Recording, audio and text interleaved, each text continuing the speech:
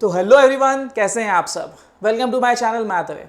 आज का दिन इंजीनियरिंग स्टूडेंट के लिए बहुत ही ज़्यादा इंपॉर्टेंट रहने वाला है, जो भी मेरा वीडियो देख रहा है, क्योंकि इसमें आज हम लोग मैट्राइसिस चैप्टर से शुरू करने वाले हैं। और ये वाला चैप्टर बोर्ड्स में सबसे ज़्यादा एक तो वेटेज रखता है, और पास होने के लिए मैं बोलता हूँ जो सिर्फ पास होना चाहते हैं, मैं बोलता हूँ अगर मेरा वीडियो देख रहे हो ना, तो सबसे पहली चीज़ आप सिर्फ पास होने पर फोकस मत करो। मैं गारंटी ले रहा हूँ, कोई भी यूनिवर्सिटी का स्टूडेंट ये वीडियो देख रहा है, आप 100 और 100 स्कोर कर सकते हो। बस मेरी पूरी प्ले लिस्ट को आप फॉलो करो।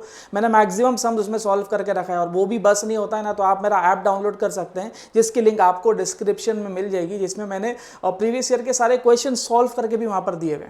तो अब यहां पर जो हम लोग मैट्राइसिस चैप्टर शुरू करने जा रहे हैं, उसमें बहुत सारे ना हम लोग पीवाईक्यू सॉल्व करके लेने वाले हैं, जो आप लोगों को बहुत ज्यादा हेल्पफुल रहने वाले हैं। तो बस अपनी बुक और पेन को रेडी रखो, हम ज्यादा टाइम वेस्ट नहीं करते हैं, फटाफट मैट्राइसिस चैप्टर से हम लोग शुरू करते हैं।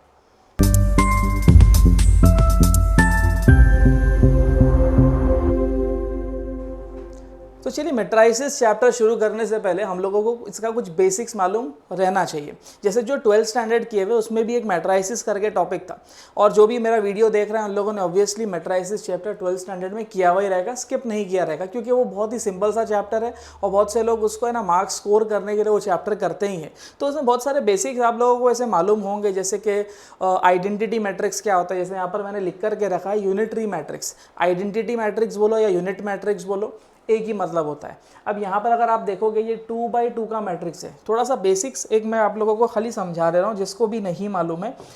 मैट्रिक्स में ना, इसको हम लोग रो कहते हैं। मतलब कि ना, ये फर्स्ट रो है, ये सेकंड रो है। मैं सिर्फ एक ही एग्जांपल बता रहा हूँ। और फिर ये जो वर्टिकल में अगर आप इसको देखोगे ना, ये वर्टिकल वाले पार्ट को, तो ये वर्टिकल वाले पार्ट में हम लोग है ना, इसको कॉलम बोलते हैं। कॉलम 1 है और ये कॉलम 2 है। तो ये कितने बाई कितने का मैट्रिक्स हुआ, हमेशा पैटर्न रो इंटू कॉलम का बनता है। तो कितनी रोज है यहाँ पर, 2 रोज है। कितने कॉलम है यहाँ पर, 2 कॉलम है।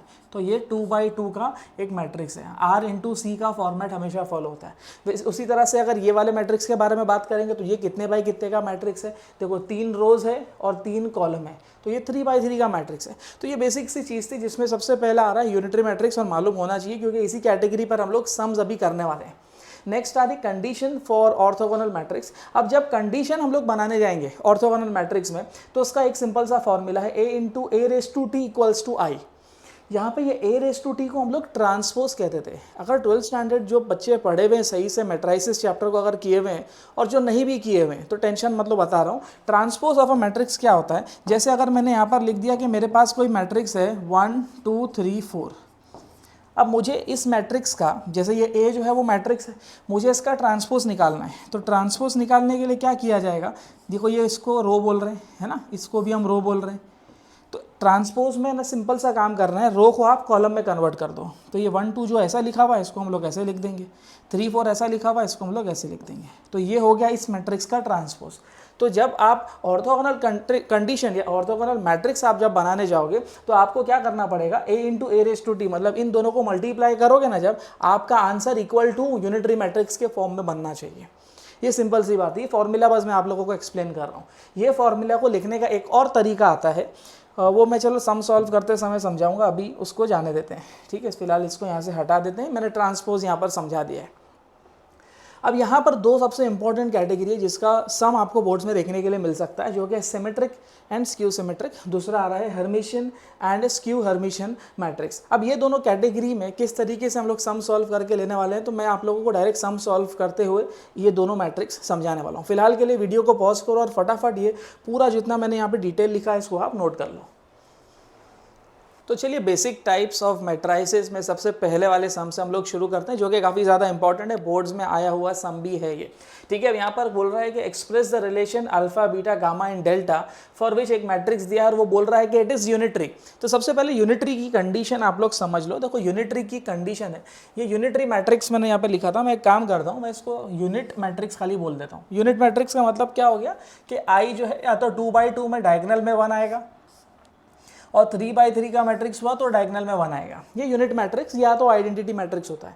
अब एक मैंने कंडीशन यहाँ लिखा है, ऑर्थोगोनल मैट्रिक्स की कंडीशन। सेम कंडीशन यहाँ पर एक बनेगी, सेम कंडीशन एक बना रहा हूँ मैं यहाँ पर, किसके लिए, यूनिटरी मैट्रिक्स के लिए। तो जब यूनिटरी मैट्रिक्स के बारे में बात करेगा ना, तो हम लोग उसको इस तरीके से लिखेंगे, a into A raise to theta is equal to I.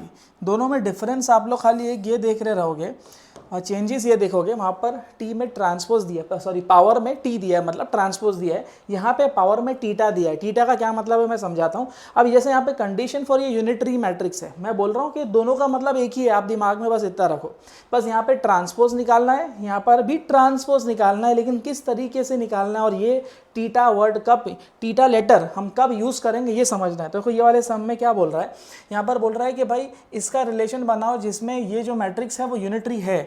Since the matrix is unitary, बराबर, जब मैट्रिक्स आपका यूनिटरी है तो कंडीशन क्या है, a into A raise to theta is equal to I, ये कंडीशन है, बोल रहा है वहाँ पर। तो यूनिटरी की कंडीशन क्या है, a into A raise to theta is equal to I, उसने कंडीशन बता दिया ये। तो मुझे है ना ये वाले पार्ट को लेकर के सम को सॉल्व करना पड़ेगा। तो अब मैं किस तरीके से ये सम को सॉल्व करूँगा, उसके लिए मुझे पहले ये ए रेस टू टीटा वाला जो है ना मैट्रिक्स बनाकर लेना पड़ेगा। किस तरीके से बनाएंगे ध्यान दो। सबसे पहले आप है ना इसका कॉन्जुगेट निकालो। कॉन्जुगेट, देखो कॉन्जुगेट का मतलब क्या होता है, जिन आप लोगों ने मेरा कॉम्प्लेक्स वेरिएबल का अगर वीडियो देखा रहेगा, कॉम्प्लेक्स नंबर्स का सॉरी, तो उसमें हम लोग इमेजिनरी नंबर यानी आई के बारे में हम लोग डिस्कस कर रहे थे।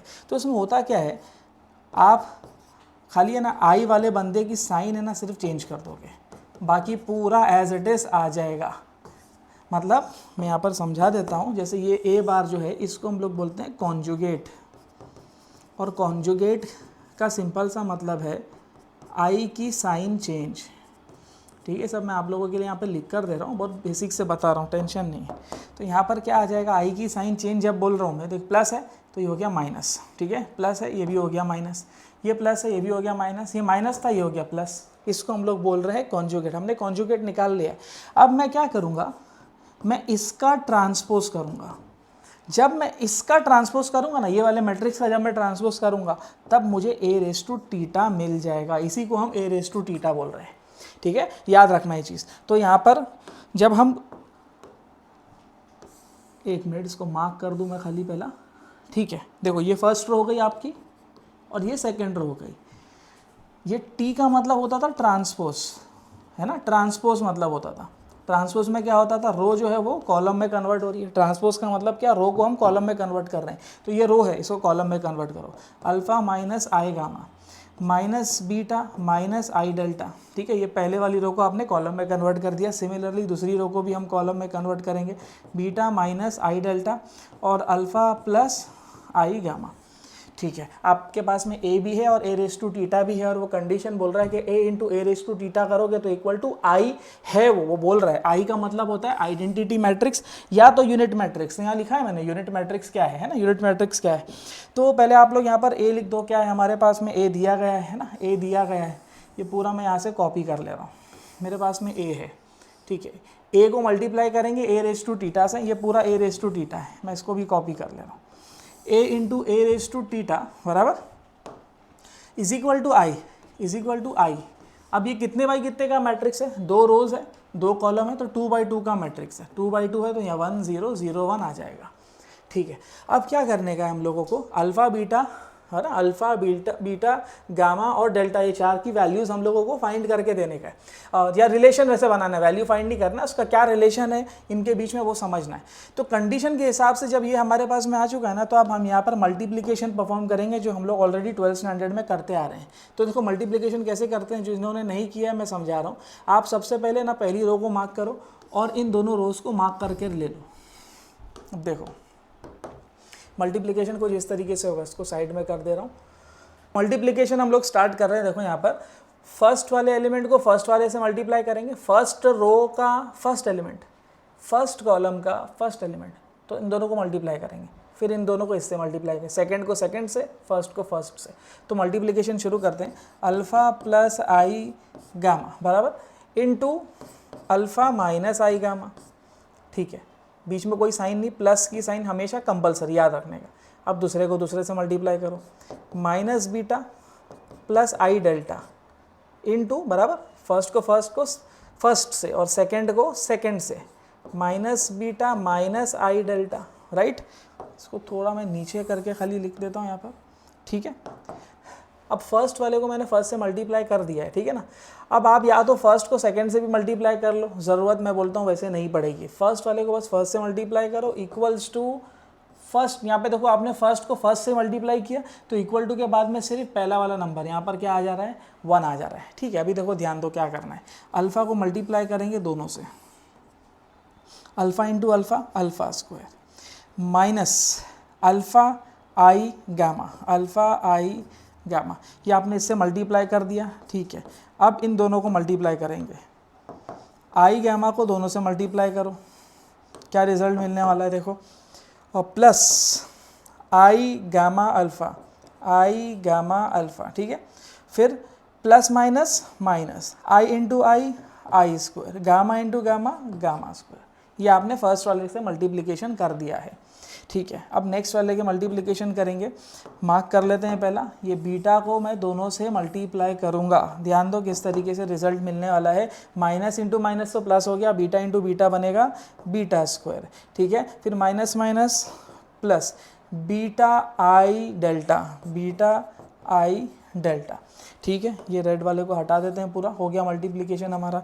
नेक्स्ट किससे मल्टीप्लाई करने वाले हैं, आई डेल्टा को दोनों से मल्टीप्लाई करेंगे, तो प्लस माइनस माइनस बराबर, plus minus minus I delta beta, plus minus again minus I into I square, delta into delta, delta square is equal to 1, ठीक है। अब क्या रिजल्ट मिल रहा है यहाँ पर देखो, अल्फ़ा स्क्वायर। अब जिसने कॉम्प्लेक्स नंबर्स पढ़ा हुआ रहेगा 11th स्टैंडर्ड में, मैं बोलता हूँ अगर नहीं भी आता तो जाने दो, आप ये याद करो कि आई स्क्वायर का वैल्यू -1 है। और अभी हम लोगों ने कॉम्प्लेक्स नंबर हमारा फर्स्ट मॉड्यूल जो शुरू किया था, ठीक है ना, इंजीनियरिंग मैथमेटिक्स में कॉम्प्लेक्स नंबर्स भी एक मॉड्यूल है मुंबई यूनिवर्सिटी के स्टूडेंट्स को। बाकी अगर कोई और यूनिवर्सिटी का स्टूडेंट देख रहा है तो आप टेंशन मत लो, सिर्फ इतना याद रखो कि आई स्क्वायर का वैल्यू इक्वल्स टू -1 होता है। तो देखो यहाँ पर अल्फ़ा स्क्वायर बराबर, अब ये जो देखो ये दोनों कैंसिल हो जाएगा, आई अल्फ़ा गामा प्लस में, फिर आई अल्फ़ा गामा माइनस में कैंसिल हो गया, माइनस है, ठीक है। आई स्क्वायर का वैल्यू तो -1 होता है, तो वो माइनस और ये माइनस बन गया plus gamma square plus beta square as it is. फिर देखो ये दोनों कैंसिलेशन हो जाएगा, ये वाला बंदा प्लस में, ये वाला बंदा माइनस में, कैंसिल हो गया, माइनस, फिर आई स्क्वायर आ गया, आई स्क्वायर का वैल्यू -1 होता है, वो माइनस और ये माइनस फिर से प्लस हो गया।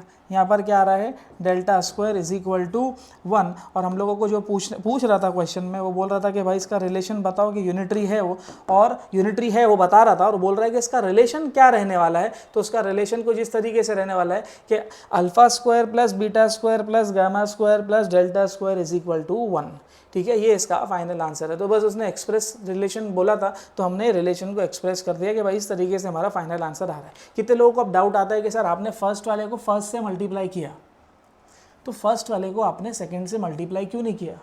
मैं बोल रहा हूँ आपकी मर्जी है, आप फर्स्ट वाले को फर्स्ट से करके आंसर निकाल लो जो हमने निकाला, या तो आप फर्स्ट वाले को सेकंड से मल्टीप्लाई करके आंसर निकालो, क्योंकि हम लोगों को रिलेशन बनाना है, ठीक है ना। यहाँ पर रिलेशन बनाने का था, यहाँ पर हमने रिलेशन यहाँ पर बना करके उसको दिखा दिया है। अब किसी को ये भी डाउट आएगा कि सेकंड वाले को क्यों नहीं किया।